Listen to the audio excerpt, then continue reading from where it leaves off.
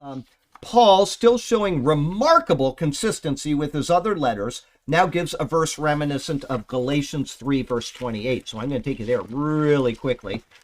Galatians 3 and 28 says, "There is neither Jew nor Greek, there is neither slave nor free, there is neither male nor female, for you are all one in Christ Jesus." Okay, now, because we're there in Galatians right now, I will remind you in case you have forgotten it, or I will say it again in case you've never heard it. That verse there does not mean that we can have female pastors. I'll read it again. "There's neither Jew nor Greek, there's neither slave nor free, there's neither male nor female, for you are all one in Christ Jesus."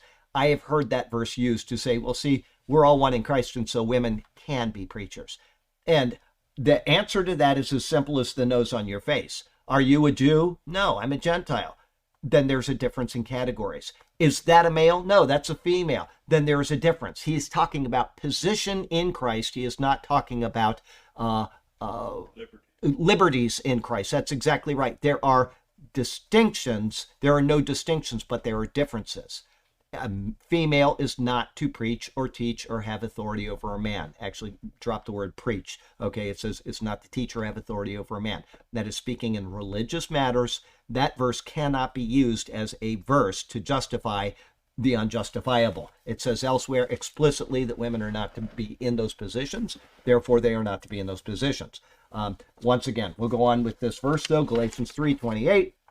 Like in Galatia, he here explains the universality of the gospel message, which is exactly the point that he is making, is that the gospel message is open to any. It's open to all. All people, doesn't matter what color you are, it doesn't matter what country you come from, it doesn't matter, if you're in the White House and a depraved individual, that doesn't matter. You are available to receive the gospel. And I will pray for people in that capacity, but that's about all they're going to get from me. Here he explains the universality. The words are in opposite order to those written to Galatia.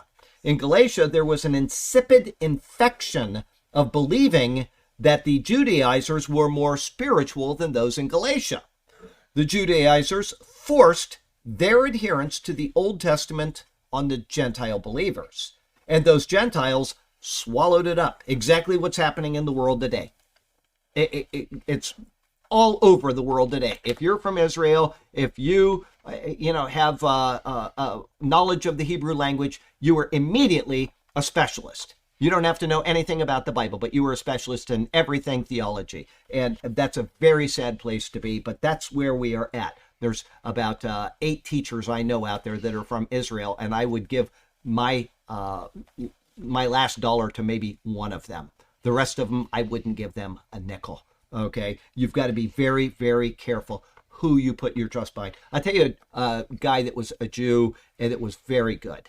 My mom and I went to Israel with him, and he was very sound. He was a great guy with Zola Levitt.